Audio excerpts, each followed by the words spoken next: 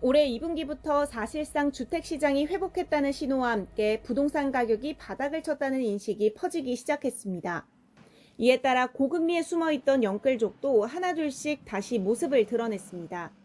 이제 올해 한 중부터 집값이 반등하고 있고 어쨌든 대출 정책도 좀 풀려가지고 많이들 대출을 알아보고 계시더라고요. 지금보다 집값이 더 올라가고 이제 내 기회가 없어지면 어떡하나라는 생각.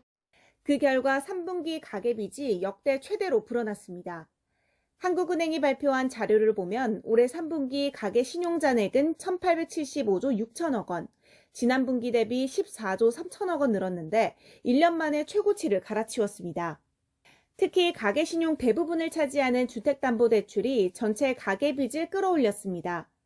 전국 주택 매매 거래량이 여전히 활발한 가운데 특례보금자리론과 같은 정책 모기지 상품과 지금은 사실상 중단된 은행권의 50년 주택담보대출이 현목했습니다.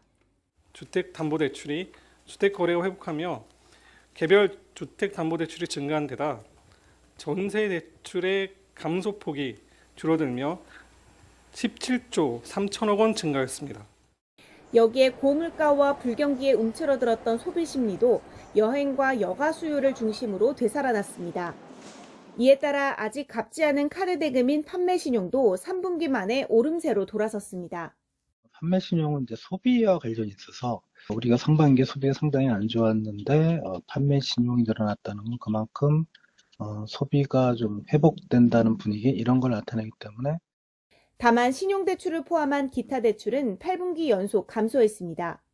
한국은행은 이번 가계빚 증가 규모가 과거 부동산 과열 시기였던 2020에서 2021년과 비교했을 때 높은 편은 아니라며 여전히 관리 가능한 수준에 있다고 설명했습니다. YTN 엄윤주입니다. 올해 주택담보대출은 분기마다 껑충껑충 보폭을 키우며 잔액을 경신했습니다. 한국은행은 여전히 정부의 가계대출 조이기 효과가 숫자로 나타나기를 기다리고 있습니다. 최근에 주택담보대출 금리 상승했다는 금리 부담으로 주택시장에 대한 관망세가 확산된 영향을 받을 것으로 보이며 정부의 가계대출 관리 강화 조치 효과가 시차를 두고 보다 가시화될 것으로 기대가 됩니다. 그런데 이번 주 들어 주요 시중은행 주택담보대출 금리는 오히려 내려가는 현상을 보였습니다. 일부 은행의 고정형 주담대 금리는 최저 연 3.86%까지 내려갔는데 지난 9월 이후 2달 만에 3%대 진입입니다. 최근 주택담보대출 금리 하락은 기준금리인 금융채 금리가 하락하면서 나타나는 현상이며 미국 연준금리가 동결되고 하락이 예상됨에 따라 금리 조정이 이루어지고 있는 것 같습니다. 은행들은 월 초까지만 해도 정부의 가계대출 조이기 기조에 맞춰 가상금리를 인상했지만 고민은 지금부터입니다. 최근 정부가 은행의 이자 장사를 때리며 서민 이자 부담을 낮추라고 주문하자 가상금리를 붙이기도 떼기도 곤란해진 겁니다. 정부의 상생금융 기조가 민간 부채 급증으로 이어질 수 있지 않겠느냐는 우려에 금융당국은 큰 걱정은 없다는 입장입니다. 서민들 중소자영업자 이렇게 조금 금리 부담 낮춰준다고 해서 그렇게 크게 늘어날 것 같지는 않고요. 앞서 대통령실도 가계부채 위기가 발생하면 외환위기에 몇십 배 위력이 있으리라고 우려했지만 금융당국은 가계부채로 인한 금융위기 가능성은 미미하다고 단언하고 있습니다.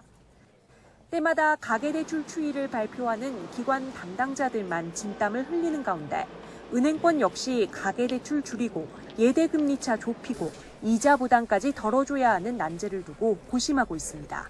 YTN 나연수입니다. 자영업자 다중채무자, 그러니까 여러 곳에 대출을 받고 이제 빚을 진 자영업자들의 대출이 사상 최고치를 기록했다고요?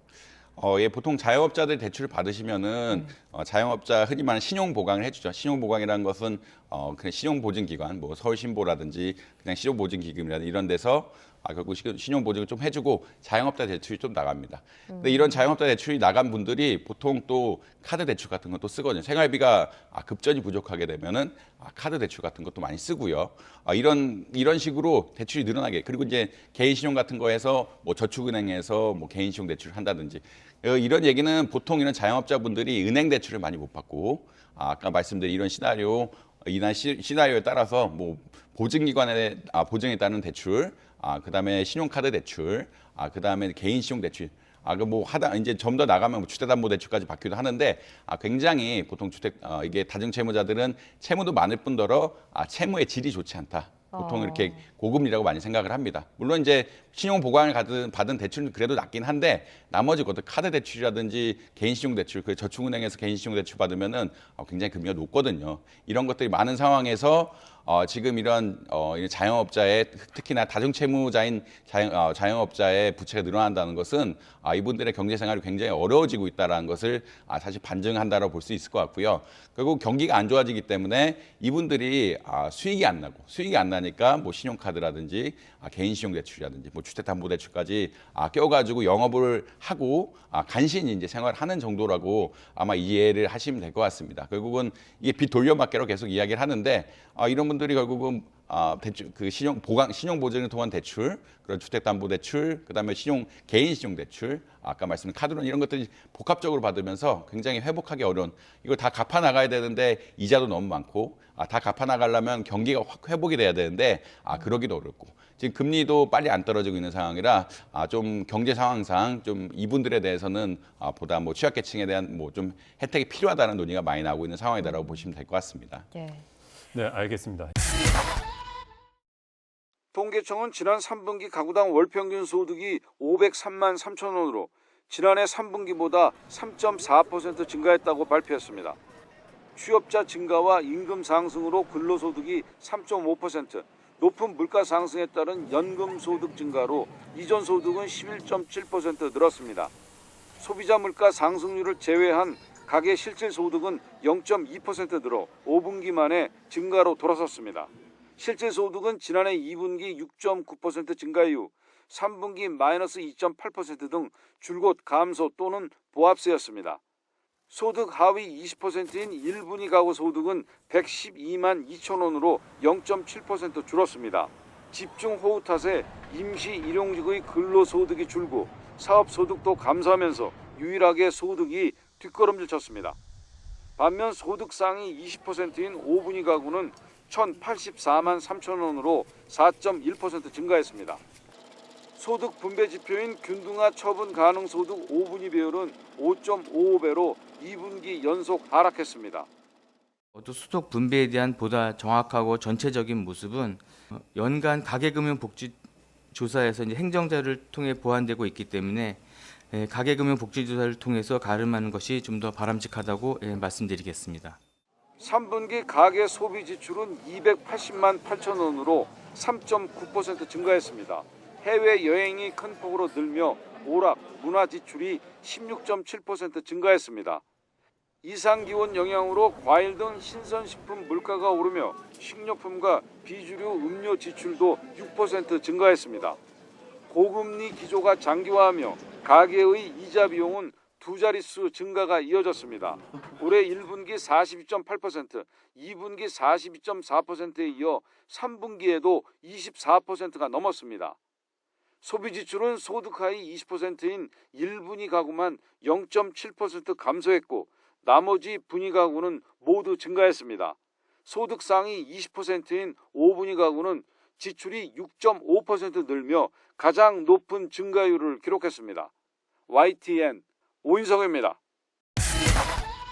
그 물가 상승을 고려한 실질 소득이 1년 만에 증가세로 돌아섰다라고 하는데 이게 실제 살림은 저도 그렇고 좀 체감상 더 팍팍하게 진 것 같거든요. 어떻게 보세요? 그러니까 이제 실질 소득이라고 하면 우리가 보통 월급 통장으로 찍힌 건 명목 소득이고 물가 상승분을 뺀 게 실질 소득인데 지금 대부분의 가게는 사실 그 소득보다 지출이 많아졌거든요. 왜냐하면 소비 쪽에 좀 그 물가도 많이 올랐고 그런 부분이 사실은 좀 실제로는 소득이 늘었을 수는 있지만 가계부를 쓰는 입장에서는 남는 돈이 별로 없다.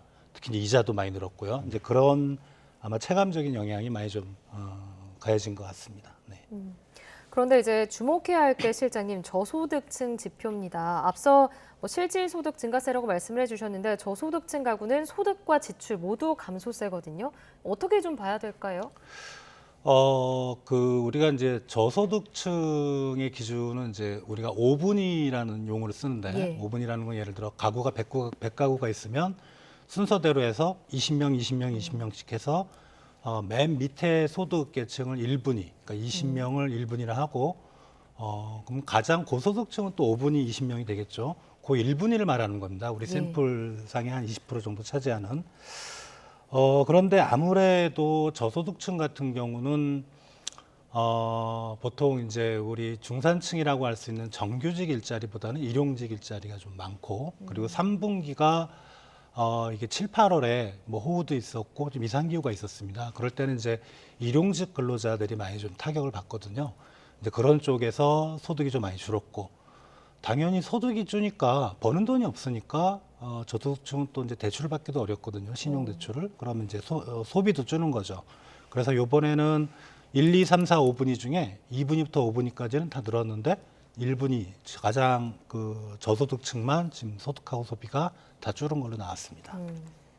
그 방금 말씀해 주신 게 취약계층의 소득과 이 지출이 줄어든 이유를 설명해 주신 것 같은데, 그러면 겨울에는 좀 어떨까요? 겨울에는 뭐 연료비라든지 아니면 생활비가 더 많이 들어가게 될 가능성이 크잖아요. 이제 우리가 소득에서, 그러니까 전체 소비로 본다면 전체 소비에서 이 먹는 거를 차지하는 그 소비 지출 비중을 엔겔계수라고 하고, 그다음에 전체 소비에서 이 주거비, 그러니까 뭐 월세도 있을 거고 말씀하신 난방비, 연료비, 뭐 전기세, 뭐 이런 것들 차지하는 거를 우리가 슈퍼배 계수라고 하는데, 요 계수는 저소득층이 상당히 높습니다. 그러니까 자기들이 벌어들이는 소득을 가지고 소비를 할 때 어떻게 보면 의식주라고 할 수 있죠. 예.